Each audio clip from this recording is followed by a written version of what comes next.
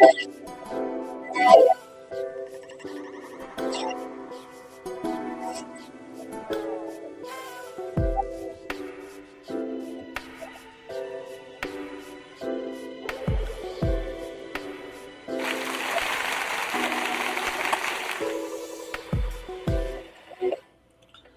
going on, everybody? It's your boy T Will. We back with another episode today.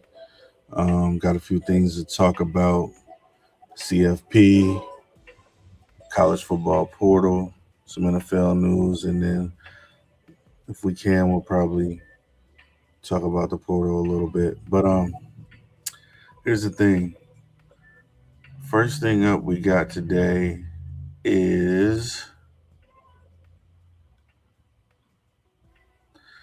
the Fiesta Bowl. And the Fiesta Bowl is a very interesting subject, very interesting game. You got a guy who's trying to redeem himself, and Carson Beck. They got kicked out by Georgia for Gunnar Stockton. Then you got Shambliss, who was an underrated recruit, Division II player um, that played for Ferris State, won 2 national titles, and he's showing right now that it doesn't matter what level you come from if you got the skills to play. Kid's doing very well, very exciting prospect. Um, he got his knowledge and his tutelage from Coach Lane Kiffin and the OC, and it seems to be thriving this year. And I had read something about him coming back to Ole Miss, and if you look at what Ole Miss is doing, and you look at what Ole Miss is doing in the portal, they're not only going to be a solid team this year, they're going to be a solid team next year. I haven't seen Miami sign a lot of guys, but I've seen Indiana, I've seen Ole Miss, um, Texas Tech. Um, there's another school, but those are just a couple off the top of my head that are doing pretty well, pretty early. You've seen a lot of Iowa State guys going from Iowa State to Penn State, of course, because their coach went over there, and a lot of guys that was recruited by James Franklin at Penn State, they're going to Virginia. So going to be very interesting off season. But as we got this game tonight, the University Miami Hurricanes versus the Ole Miss Running Rebels. Um, there's been a lot of talk about Lane Kiffin and him going to LSU, and all that's great. But the point being is that these kids are focused enough to block out all the noise and actually come out here and compete and get it done and beat Georgia when they were down, come back. And really, if you watch the first game they played in the season and it was in Georgia, they should have won that game as well. So I don't know if Ole Miss is going to be an easy out. I think this is going to be a really, really good game. Miami with Massador and Bain, trying to come after the quarterback. It's going to be a very, very interesting game. What I'm very interested to see, though, is how is Miami going to perform on the offensive side of the ball? Because, yeah, they beat Ohio State, but the offense needs to score 7 instead of 3. And I wonder if they figured out ways to get the balls into their playmakers' hands. They got Daniels, who's a transfer from LSU. They have Tony, which is a super freshman. Um, I want to see if they're able to get these guys out in space and make plays. Also, they got the tough running back Fletcher. Um, but then Ole Miss got the tough running back Lacey. So it's going to be a very, very physical game, I believe, especially coming from Miami. The way that Coach Cristobal likes to coach his teams physical on the line of scrimmage. And, this is a chance for Miami to come back and reassert themselves in the top of college football. And this is also a time for Ole Miss to come in and get a chance to get to the national championship and show why they are one of the top programs in the country.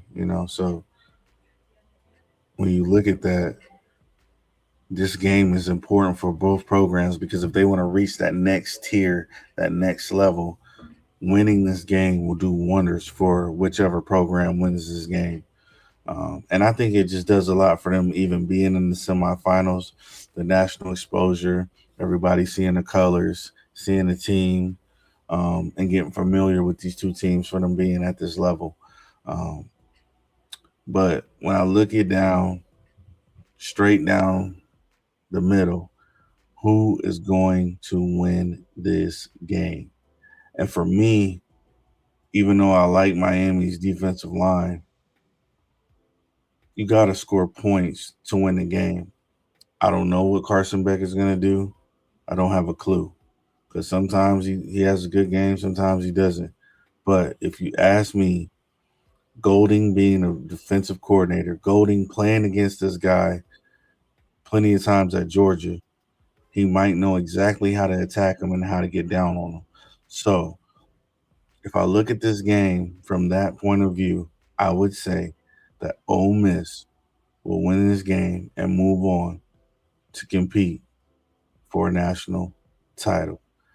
I could be wrong, but in my opinion, when you look at it, Chambliss, Lacey, the defense is solid. Golden is a defensive mind.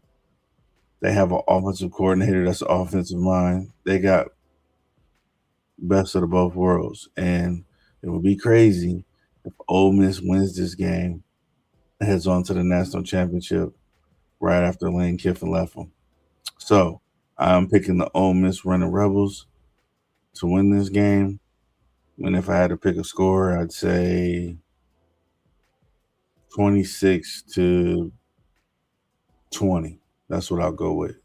Um, but yeah, that's my pick for that game, and hope everybody watches it. And it's going to be a very, very interesting game. Next up, NFL head coaches that got fired this week. You know, you got Stefanski, Cleveland, Gannon. He's Arizona, Carroll, Las Vegas, and Morris. He's at Atlanta. Now we can talk about this all day long, but if you really think about it, the black head coaches don't get a fair shake. I think that he made the wrong mistake starting Penix. He should have never started Penix. He should have put Cousins in from the beginning, and also he should have made the decision to go with Cousins. Period from OTAs until now, because everybody that watched Penix, even us that's been watching him when he was in college, when he was at Indiana, he tore his ACL, tore his knee, you know, injuries after injuries after injuries, and what happened this year? Torn Achilles, I believe, and or torn Achilles or ACL. It's one of the two, but that's a major injury. And then when you see Cousins come in, Cousins is a very smart guy. He knows how to run the offense.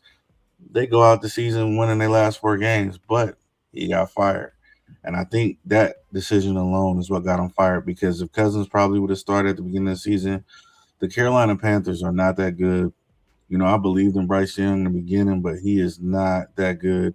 And if the Atlanta Falcons would have started Kirk Cousins, they would have been the division winners of the NFC South.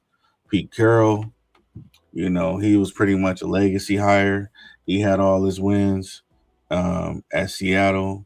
Before that, he was at USC, and he just had a pedigree of winning. And for whatever reason, everybody thought that he was going to be able to come in LA and at least make them competitive, and that did not work out. He's older. They didn't want to waste no more time, so he's out. Gannon, um, you know, he was supposed to be this great offensive mind, and it seems like Kyler Murray went backwards. He got injured. He's out.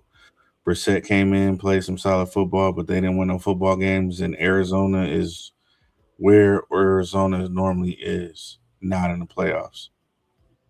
Then we get to the Cleveland Browns. You got Kevin Stefanski. Um, I don't know who drafted Dylan Gabriel, but the decision to put Gabriel in first was the worst decision he could have ever made. Um, if you watched Dylan in college, you knew that he was a system quarterback. You knew that he depended on every single piece around him to make him better. You can even go back to his UCF days. And then you have to factor into this. When he left UCF, he wasn't going to get drafted. They told him, "Don't come in the draft. You're not getting drafted." He went to Oklahoma at the end of the season. He wanted to see if he was going to get drafted. They said, "Hey, stay in college. You're not going to get drafted." He went to Oregon and played. And at the end of that, when he got out, I guess his time was up because he'd been in college for so damn long. They said, "Hey, you might get drafted in the seventh round." So the guy got drafted in the third. He puts him in over Shador, and now you fast forward to now, and you realize that the guy was just a waste of time. You should have never put him in there. Should have put Shador in there from the start. Let him develop. Let him get more game film. Let him get more work, and then the Cleveland Browns will have a better assertion or analysis on Shador instead of him only getting 6 or 7, 6.5 games when he could have had more. And then you would have known for sure, hey, we believe in him. We're gonna move forward with him, and now we can add other pieces. But that's just the way it go. And then adding to this list, you got John Harbaugh and Mike McDaniel, who also got fired. So it's gonna be really interesting to see who gets hired, but we'll keep an eye on that. Next up, this is just a mock draft that I had saw and I wanted to talk about and take a look at. So with the Las Vegas Raiders, they got them drafting Fernando Mendoza. The Jets take Dante Moore at 2. The Cardinals take Arville Reese at 3. The Titans take Ruben Bain at 4. The Giants take Carnell Tate at 5. The Browns, Spencer Fano at 6.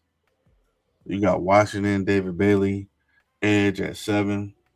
You got Jordan Tyson, wide receiver, Arizona State, going to the Saints at 8. Keldrick Falk going to the see, and this is right here is just where these mock drafts miss me because Kansas City needs a running back. Edge rusher, no, you need a running back. So right here on this pick, it should be Jeremiah Love. Should be, you know, if we're being honest. Like you need Jeremiah Love. So you take Keldrick Falk off the board and get Jeremiah Love. Then here for the Bengals, they pick Caleb Downs. Y'all already got safeties and corners. You need D line and linebackers. So Falk would make sense here. You get to the Dolphins. I understand offensive tackle, but y'all got a lot of weapons on offense where y'all can get past on that. Y'all need players on defense. Your defense was ass, so you need to fix that. I don't think Jeremiah Love is going to be here for the Cowboys. If he is, that would be a good pick for him. But I don't know if that kid's going to make it that far down the list with these teams. Because even the Bengals, yeah, they got Chase Brown, but is he better than? Do you not want to have Chase Brown and a Jeremiah Love? Yeah, absolutely, you would. Um, the Rams, Mansour Delaney, quarterback, LSU. Uh, yeah, Tampa Bay definitely needs some linebackers. They linebackers getting old. So Sonny Styles out of Ohio State, that looks good. Makai Lemon out of USC. Yeah, he's decent. The Lions, the Lions definitely need OTs for sure. Proctor, I don't know if he's gonna be a true OT. He might be a guard OT, maybe. Cool. Uh, what is this? They got a cornerback for Tennessee. Mm, yeah, yeah. They cornerbacks get burnt a lot, so that seems like a pretty good pick. Um, Carolina Panthers, T.J. Parker, edge Clemson. And then when you get to this part of the draft, like 19 through 30, it kind of gets a little shaky because you don't know what these guys are going to be because this is the back end of the first round. And when you drafting this late in the first round, I think when you draft this late in the first round, you might want to get like the best player available, um, because when you get this late in the first round, it might be guys that you're reaching for that shouldn't be getting drafted in the first round. So you draft best talent available. Um, and then unfortunately about the draft is hit or miss. You can get guys in the first, and then when it comes down to it, uh, guys that you draft in the second and third round end up being better than your first rounders. But that's the name of the game. And then the Cowboys with a second pick in the first round get Cassius Howell out of Texas A&M. Hmm, I don't know about that. Pittsburgh need a quarterback, but I don't know if Ty Simpson should go this high. That'd be crazy. So they're gonna take Denzel Boston, wide receiver, Washington Chargers, O lineman out of Penn State. The Eagles get man. The Eagles just what if they get him? That'd be ridiculous. That's DJU's brother, Uyangale from Oregon. He a good player, very good player. Omu out of Utah. Man, Buffalo, y'all need some more wide receivers, man. I mean, y'all O line is already nice. Y'all got a nice O line. Y'all running back got like 1,600 yards. Y'all O line is nice. You don't need another O lineman. I would say wide receiver. Y'all, ever since y'all let Diggs go, y'all don't really have a top wide out. Okay. The Chicago Bears, D line, Kaden McDonald, Ohio State. I guess. San Francisco, Concepcion. Yeah, y'all need some more weapons. Um, Houston, Jennings Dunker. Yeah, Iowa normally got pretty good linemen. They normally got pretty good linemen. Okay. Because y'all, Houston's loaded on defense. I would say, and then they drafted all those wide receivers last year. Yeah, they probably need to go there. Um, then they got Cleveland getting Pregnon from Oregon. Okay. And then you got the Rams getting Ty Simpson. Okay. He should not be in the first round. I'm sorry. And then the Patriots get CJ Allen. That's so Patriot like. And then the Broncos draft a tight end in the first round. Okay. That's if Sean Payton wants that. Um, so yeah, it's very, very interesting. A lot of these mock drafts are very, very different. Um, but it's still interesting. At 16, they got the Ravens getting a defensive lineman, and then they got the Seahawks at 32 getting Terrell from Clemson. Don't they already have two corners? Yeah, see, man, these drafts don't be making no sense at all. But yeah, that is what we have for the potential mock draft. But man, you can look at this right now and take a picture of it. It ain't gonna look nothing like this when draft day actually come. It's gonna be completely different. Very different.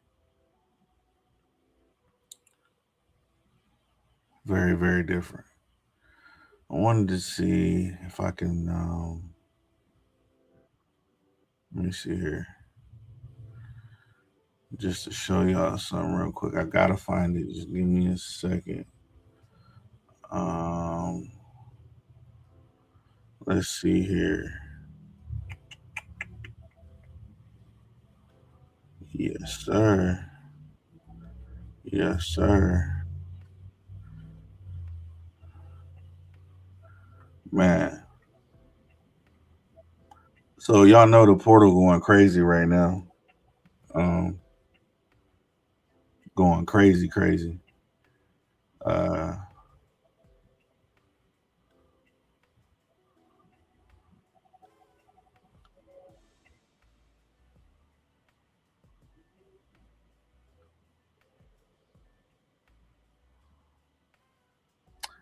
yeah, so in the portal right now, you see Sorsby committed to Texas Tech, Maker from North Texas committed to Oklahoma State. And let me tell y'all something. Oklahoma State, they got something cooking, boy. Let me show y'all something real quick. Oklahoma State got 30 incoming transfers. 30. Walton from SMU, Lawson from Louisville. Um, I'm gonna call him LP. Um, Bowick from Illinois. Horn from Texas Tech. Green from LSU. Mercer from Kansas. FV from North Texas. Evan Jackson, North Texas. And this is a lot of North Texas guys on here too. The 5-star from North Texas. Look at that. Damn. I mean, he pretty much took a lot of the team. JMU. He got an Oklahoma transfer in here. Kansas State transfer in here. SMU, Arizona State, and Akron. That is wild, bro. Like, y'all better watch out for Oklahoma because a lot of people don't know Oklahoma State, they got bread. I don't know how much the donor left before he passed away, but Boone Pickens, when he was alive, he was hooking on Oklahoma State up. And then just to see how Oklahoma State fell off, I think whoever is in charge now, they getting somebody to give them something. I'm not gonna say that they're gonna be, in a Big 12 championship game next year, none of that, but they should be very competitive and way better than what they was, within from the past. So yeah, I just wanted to give y'all that. Um, just a couple things to talk about today. If y'all like the content, like the video, subscribe and share and get back at me. But y'all have a great rest of y'all evening and watch that football game tonight between Miami and Ole Miss. Once again, I am taking Ole Miss, but don't be surprised if Miami wins. But I'm just saying, Ole Miss should be able to move the ball down the field, get stops on defense because Golden has played against Carson Beck when he was at Georgia. So it's going to be very interesting to see. And once again, like the video, subscribe and share, and I'll holla at y'all. Peace out.